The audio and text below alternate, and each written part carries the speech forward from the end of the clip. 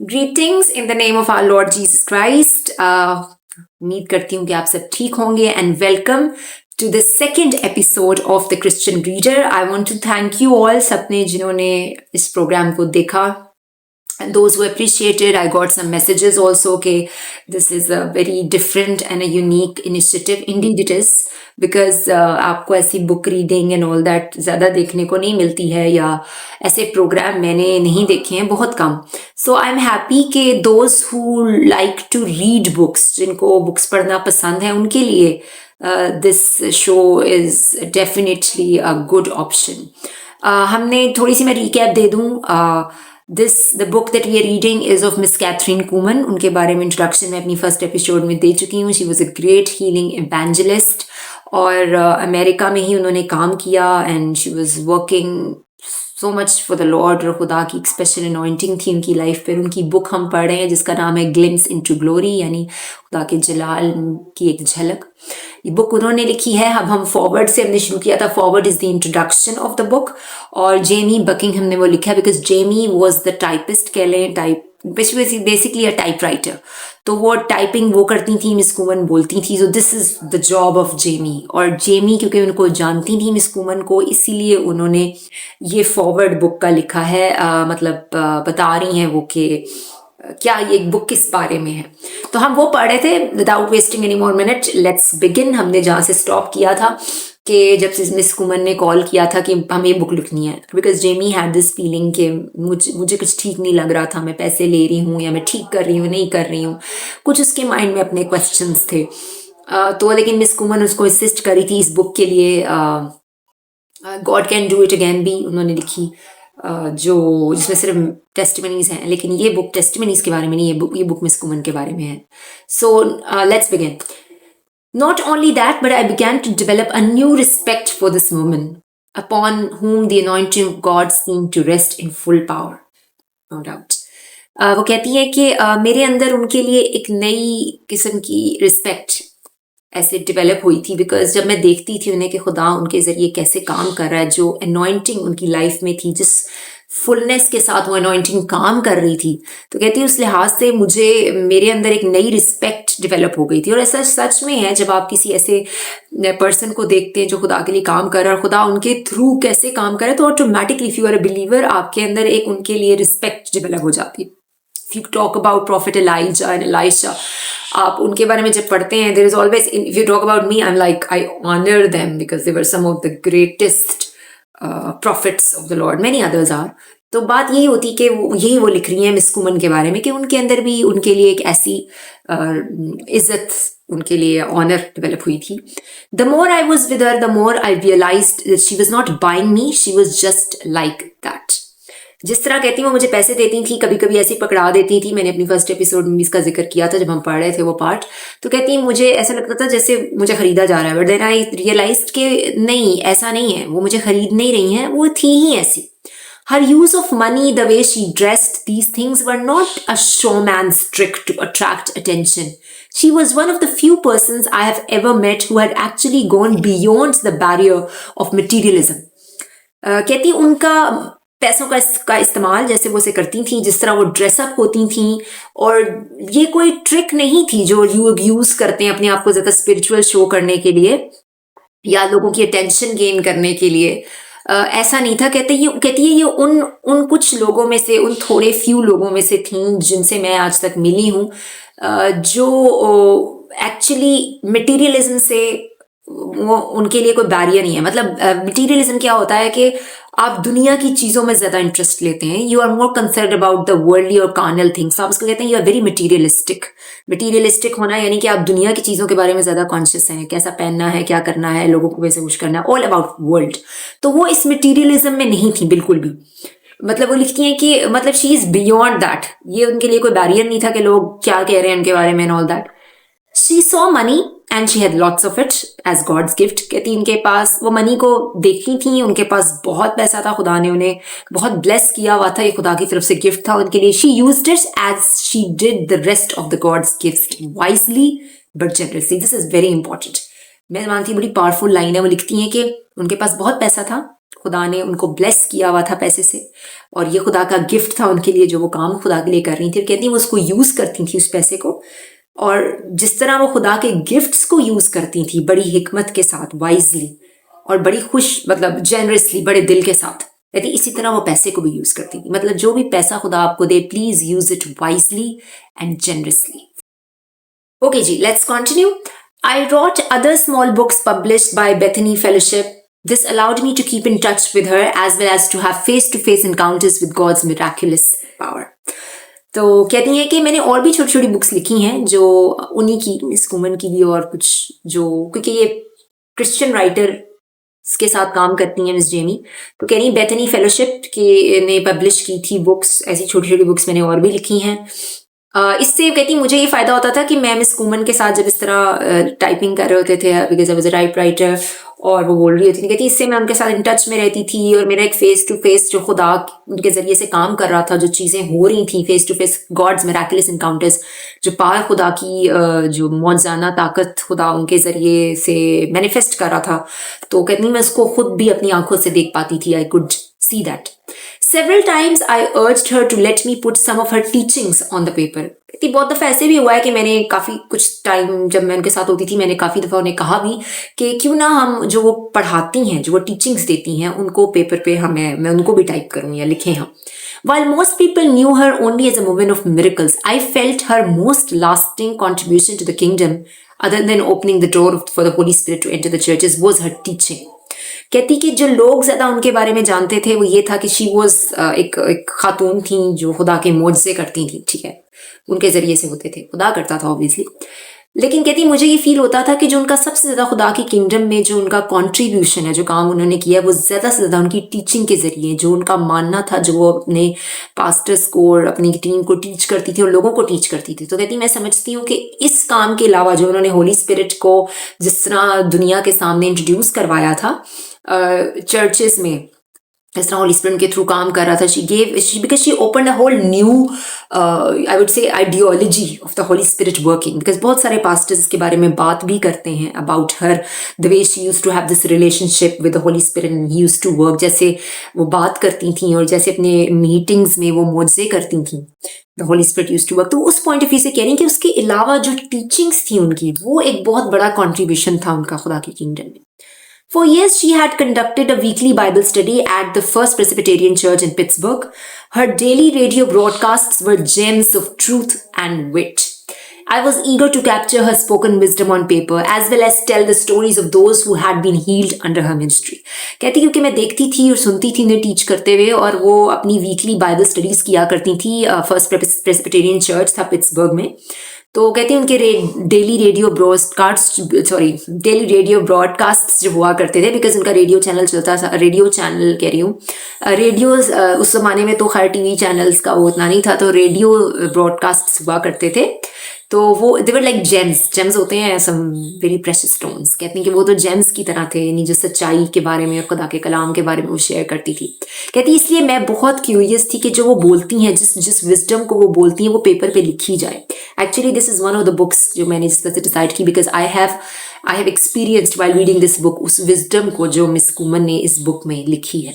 So I am sure you will be very blessed, because मैं भी बहुत हुई थी जब मैंने ये बुक पढ़ी थी, और आई गेस वंस और twice I have read it, लेकिन थर्ड टाइम आई गेस मैं पढ़ूंगी इसको आप लोगों के साथ, and I am actually enjoying it. I don't know about you, लेकिन मैं बहुत इंजॉय करी, बिकॉज मैंने कहा ना ये उन लोगों के लिए बहुत अच्छा शो है जो बुक रीडिंग पसंद करते हैं। That's what many people told me, जिन्होंने मुझे मैसेज भी किए और अप्रिशिएट भी किया कि this is a very good initiative. It's specially जो लोग इंजॉय करते हैं रीडिंग को, और अगर आप बिलीवर हैं और क्रिश्चियन रीडिंग इंजॉय करते हैं, तो this is definitely a show for you. So please, not only this is not basically just a show.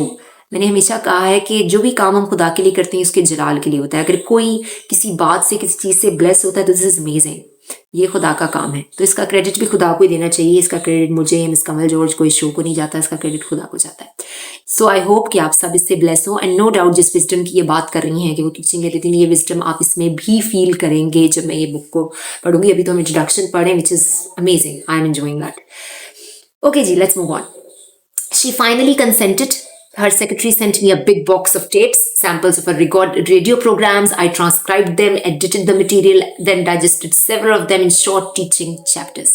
हाँ, कहती फाइनली उन्होंने मुझे इजाज़त दी और उनकी सेक्रेटरी ने मुझे उनकी बड़ा सा बॉक्स भेजा जिसके अंदर उनकी टेप्स थी जो रिकॉर्डिंग हुई थी जिनके रेडियो प्रोग्राम्स किए थे। मैंने उनको ट्रांसक्राइब किया, उनको एडिट किया जो मटेरियल में चीज़ों में जहाँ थोड़ी थोड़ी एडिटिंग की ज़रूरत थी as compare to the recordings जो आप लिखते हैं चीज़ों को, उसमें जो चीज़ों की थोड़ी चेंजेस की जरूरत थी। That's what she means.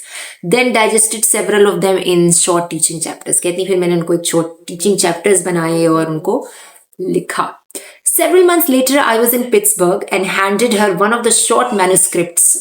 She sat on a big flowered sofa at the far end of her outer office, a sofa constantly covered with papers and flanked by two end tables covered with gifts which poured in from grateful followers. कहती हैं कि मैंने फिर उनको कुछ महीनों के बाद ये एक मैन्युस्क्रिप्ट दिया जो मैंने लिखा उनकी टीचिंग के ऊपर। मैं उनका फेस पढ़ना चाह रही थी when she was reading the manuscript जो मैंने उनकी टीचिंग के ऊपर बनाया था। मैन्युस्क्रिप्ट होता है शॉर्ट राइट अप के लिए, वो उन्होंने दिया उन्हें। तो कहती हैं कि वो एक सोफा पे बैठी हुई थी, फ्लावर्ड सोफा, लाइक उसके ऊपर फ्लोरल अरेंजमेंट था जो कवरिंग थी इसकी। कहती हैं और अपने सोफा के फार एंड पे एक कॉर्नर पे बैठी हुई थी और सारे पेपर्स आसपास उनके 2 टेबल्स लगे हुए थे एंड पर। तो कहती है हर जगह पेपर्स होते थे और गिफ्ट्स होते थे जो लोग उनको फॉलो करते थे, उनको रिस्पेक्ट करते थे, उनको ऑनर करते थे। सारी बात है जब आप किसी को रिस्पेक्ट या ऑनर करते हैं यू से समथिंग इन थैंक्स, आप कुछ भेजते हैं गिफ्ट्स वगैरह, जो लोग जिस तरह से भी जो कोई उन्हें ब्लेस करता था तो वो गिफ्ट्स कहती वहाँ पड़े हुए थे उन फॉलोअर्स के, हमेशा होते थे। पेपर्स भी होते थे, लेटर्स जो लोग उन्हें लिखते थे। So it was the area कहती was filled with papers and those gifts. I sat beside her as she read the short manuscripts, watching her face for signs. कहती कि मैं उनको वॉच कर रही थी कि जब वो उस मैन्युस्क्रिप्ट को पढ़ रही थी कि what her expressions, क्या वो फील कर रही हैं जब वो पढ़ रही हैं उसको। She couldn't hide a thing. कहती वो कुछ छुपा नहीं पा रही थी। It was impossible for her to tell a lie or pretend. कहती ये तो बिल्कुल नामुमकिन था कि मिस कुमन जो हैं वो झूठ बोलें या अपने एक्सप्रेशंस को छुपाएं। The only way she could tell a lie was to believe a lie. कहती झूठ बोलने के लिए आपको झूठ को पहले मानना पड़ता है, यकीन करना पड़ता है उस झूठ पे, फिर आप उस झूठ को कॉन्फिडेंस के साथ बोल सकते हैं। Which she sometimes did. कहती कभी कभी वो कोशिश करती थी इस तरह करने की, but this morning she was totally transparent. कहती लेकिन इस सुबह शी वॉज वेरी ट्रांसपेरेंट। यानी ट्रांसपेरेंट का मतलब होता है don't hide anything, what is here, what is inside, that's you are transparent because people can see that you do not hide anything. So that's what she means. Throwing the manuscript on the sofa, she uncrossed her long legs, क्योंकि वो cross leg बैठी हुई थी। कहती उसके बाद वो she uncrossed her long legs and stood at her, खड़ी हो गई। No, she said, we will not do it. कहने लगी नहीं, ये हम नहीं करेंगे। I waited. She looked down at me. कहती कि मैंने इंतजार किया, जेनी कह रही है। और कि फिर उन्होंने मेरी तरफ नीचे देखा क्योंकि वो खड़ी हो गई है, बैठी थी and she was quite tall. तो कहती मैं नीचे बैठी थी, वो मुझे देख रही थी नीचे। Tell me, is that the way I really sound as you have it on paper. कहती मुझे सच बताओ, क्या मैं वाकई ऐसे साउंड करती हूँ जब मैं बोल रही होती हूँ जैसे तुम्हें पेपर में लिखा है। I couldn't help but green. कहती कि मैं रोक नहीं पाई इसको। ग्रिन का मतलब ये नहीं होता कि आप जोर से हंसें, लाइक यू स्लाइट स्माइल आप देते हैं ना, that's called green. Not really, मैंने कहा नहीं तो ज़्यादा तो नहीं, नॉट रियली। आई मीन उन्होंने कहा मिस जेनी ने। स्टैंडिंग अप टू फेस है। कहती मैं भी खड़ी होगी। I have edited your Misri twang. कहती मैंने जो आपका मिसरी का स्टाइल है थोड़ा सा उसको मैंने twang like I changed it, मैंने थोड़ा सा चेंज किया। कहती मैंने थोड़ी सी एडिटिंग की है उसमें। She laughed. कहती वो हंसने लगी। A great big throaty laugh. I thought so, she said looking at one of her secretaries. I'm still misery cornbread. I talked that way when I was a girl in Concordia, and I'll talk that way when I meet Saint Peter at the pearly gates. कहने लगी मैं ऐसी ही हूँ, मैं Missouri कनकोडिया में रहती थी, मेरा स्टाइल यही है। लोग जो भी कहें, मतलब लोग उनके बारे में कहते थे बड़ी थिएट्रिकल है जिस स्टाइल से वो बोलती थी। तो कहती हैं कि मैं ऐसी ही हूँ, इसलिए मैंने सोचा तुमने थोड़ा सा चेंज किया, कुछ तो तुमने चेंज किया। And she was laughing, taking it lightly and enjoying that. कहती मैं ऐसे ही बोलती रहूंगी when I meet Saint Peter at pearly gates. उनका ये जो रेफरेंस वो दे रही हैं वो अपोस्टल पीटर की बात कर रही हैं कि जब मैं पर्ली, यानी हमने पढ़ा है ना, हम काशवा में पढ़ते हैं कि the gates will be covered with pearls. तो कह रही हैं कि जब मैं उस गेट पे खड़ी अपोस्टल पीटर से भी मिलूंगी ना, लाइक सेंट पीटर से मिलेंगी, खुदा के रसूल पतरस की बात कर रही हैं। तो कह रही हैं कि जब मैं वहां पर जाऊंगी और वहां उनसे मिलूंगी ना, मैं तब भी इसी एक्सेंट, इसी स्टाइल में बोलूंगी। Turning back to her office, she said, no, let's stick to writing stories about people God has touched. I don't see how anyone could be interested in me or what I have to say. कहने लगी। फिर पीछे मुड़ के उन्होंने कहा कि नहीं, हम वो स्टोरीज लिखेंगे जो लोग खुदा के बारे में मतलब जो खुदा ने उनकी ज़िंदगी में किया, लोग कैसे टच हुए हैं। कहती मुझे नहीं लगता कि लोग इंटरेस्टेड हैं कि मैं क्या बोलती हूँ या मैं क्या चाहती हूँ उसको सुने। This was her opinion miss woman की, but she was wrong. People were interested in her, they still are. मतलब मिस जेमी लिखती हैं कि ये वो गलत कह रही थी बिकॉज लोग वाकई उनको जानना चाहते थे। As if you talk about me, of course आज भी हम उन्हें जानना चाहते हैं। उनकी बुक्स पढ़ के मैं बहुत ब्लेस होती हूँ। जो लोग उन्हें जानते हैं तो कह वो मिस जेमी लिख रही हैं कि वो ये इस बारे में गलत थी। लोग उनमें इंटरेस्टेड थे, लोग सुनना चाहते थे उन्हें, लोग जानना चाहते थे, वो आज भी हैं। That's the reason hundreds of thousands bought her biography Daughter of Destiny. Daughter of Destiny उनकी बायोग्राफी है जिसमें वो अपनी कहानी लिखती है और अपने बारे में अपने एक्सपीरियंस को शेयर करती हैं खुदा के साथ और अपनी लाइफ में खुदा के काम को। तो उसका नाम है Daughter of Destiny, that book. You find it, you can read it. Anyway मैंने नहीं पढ़ी कि मुझे मिली नहीं ऑनलाइन, सो अगर आपको मिले तो मुझे भी भेज दीजिएगा please. Okay, so she is saying कि that's the reason hundreds of thousands bought her biography। बहुत सारे हजारों में यानी लोगों ने खरीदी वो उनकी बायोग्राफी। ये मिस कुमन का ख्याल था कि लोग क्या वो सोचती हैं, क्या वो खुदा के बारे में टीच करना चाहती हैं, लोग उसको नहीं सुनना चाहते। ज़्यादा वो लोगों की टेस्टिमनी से लोग ब्लेस होते हैं। That's she used to think. लेकिन मिस जेमी ये लिखती हैं कि नहीं, लोग डेफिनेटली उनके बारे में जानना चाहते थे, उनको जानना चाहते थे कि उनका क्या एक्सपीरियंस, क्या लर्निंग है from her relationship with the Holy Spirit. They wanted to know what she was really like. लोग जानना चाहते थे वो असल में कैसी हैं, मतलब जो दिखती हैं स्टेज पे, जो सब होता है, इसके अलावा what exactly her personality is all about. But more than what she did, what she said is even more important. कहती कि उससे ज्यादा जो वो करती थी, इम्पोर्टेंट ये था कि वो क्या कहती थी, वो ज्यादा जरूरी था। Before she died in 1976, she asked me to tell it all. I thought I had when I wrote Daughter of Destiny. कहती इससे पहले कि वो इस दुनिया से जाती, she died in 1976, मैंने पहले भी जिक्र किया है। उन्होंने मुझसे कहा कि ठीक है, सब बताओ, लिखो, क्योंकि इधर तो वो मना कर रही थी ना। I thought, मैंने सोचा कि मैं लिख चुकी हूँ Daughter of Destiny जब मैंने उनकी बुक टाइप की थी। In fact, I told so much, a lot of folks were upset. But I knew that was the way Miss Kuman wanted it. यानी बहुत सारी चीज़ें जो मैंने इस पर लिखी थी, बहुत सारे लोगों ने इस पर पॉइंट्स भी रेज किए, लेकिन यही वो तरीका था, मिस कुमन ऐसे ही चाहती थी तो मैंने वैसे ही लिखी। And I knew it was only way I could write it honestly. To have done something less would have given the glory to Kathryn Kuhlman rather than to the God she loved and adored। कहती थी अगर मैं उसके अलावा कुछ भी उसमें change करती तो जलाल सारा खुदा को ना जाता, जो वो चाहती थी कि जलाल खुदा को जाए, वो तो मिस कुमन को चला जाता ना। अगर मैं खालिन की बात करती, बहुत सारे लोगों ने कहती हैं इस पे क्वेश्चन भी किया, लेकिन मेरा भी यही मानना था और मिस कुमन का भी, कि जो लिखा जा रहा है उससे खुदा को ही जलाल मिलना चाहिए, यही मकसद था। But now I realise that tell it all means more than telling the story about her life. It also means sharing with you what she said.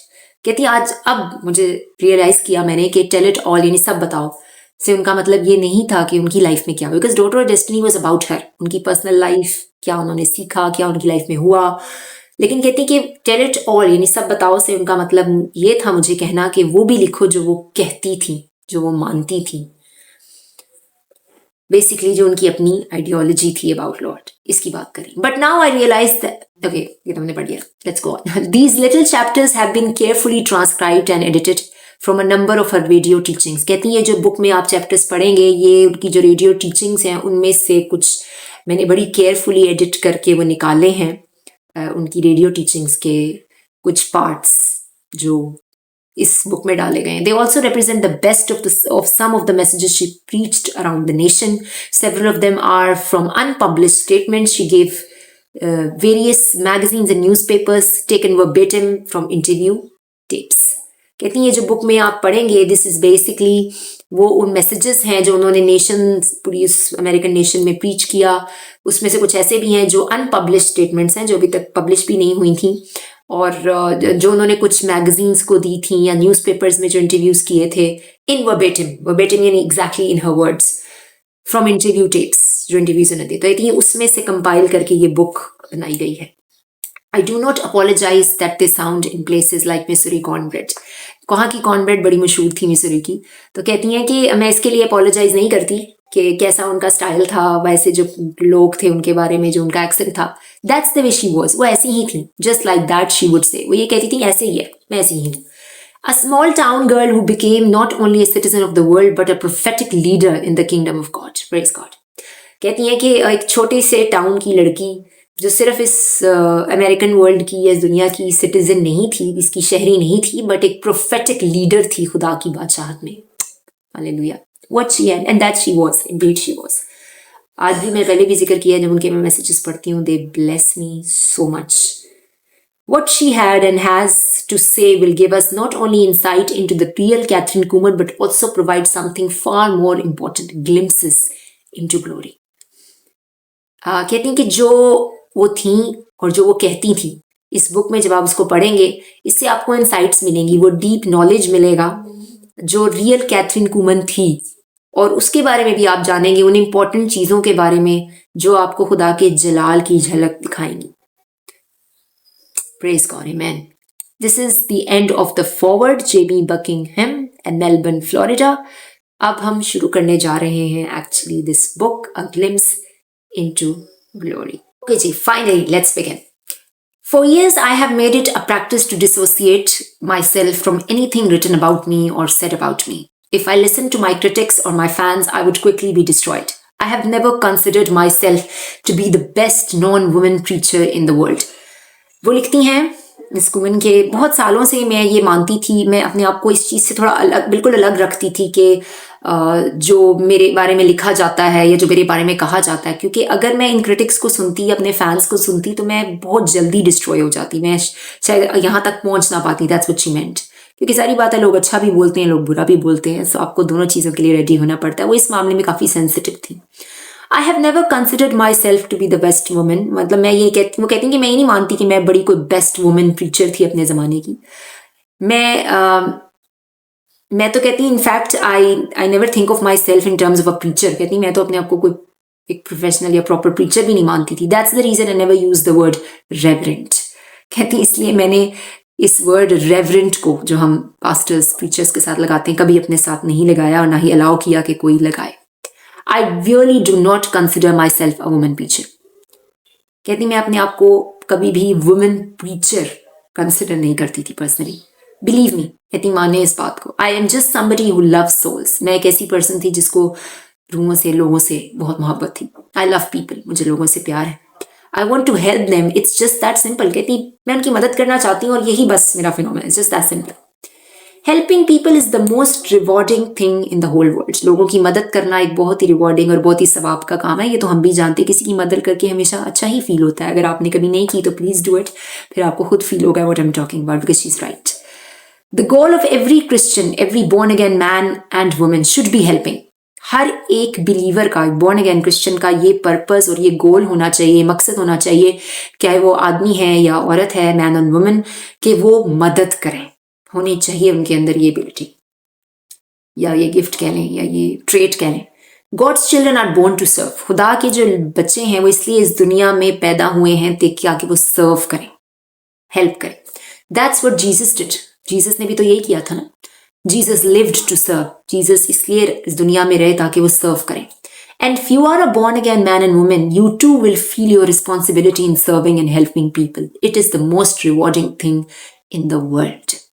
कहती हैं अगर आप भी एक बॉर्न अगेन क्रिश्चियन हैं, मेल और फीमेल, मैन और woman, आप भी ये फील करेंगे, इस जिम्मेदारी को महसूस करेंगे कि आप इस दुनिया में मदद करने के लिए हैं, लोगों की मदद करने के लिए, लोगों को हेल्प करने के लिए, खुदा को जलाल देने के लिए। अगर आप ये मानते हैं कि आप खुदा के लिए जीना चाहते हैं, फिर आपको इस स्टेटमेंट का मीनिंग ज़रूर समझ आया होगा। आज हम यहीं पे स्टॉप करेंगे। I am going to go forward. हम नेक्स्ट एपिसोड में आगे चलेंगे। I am just loving this show, recording this show, because at some point I feel a beautiful anointing and a blessing while reading these amazing words of the woman of wisdom, Miss Catherine Kuhlman. हम next time आपसे मिलूंगी। I hope you will take care of yourself and thank you for your comments, for your appreciation. Please keep praying. God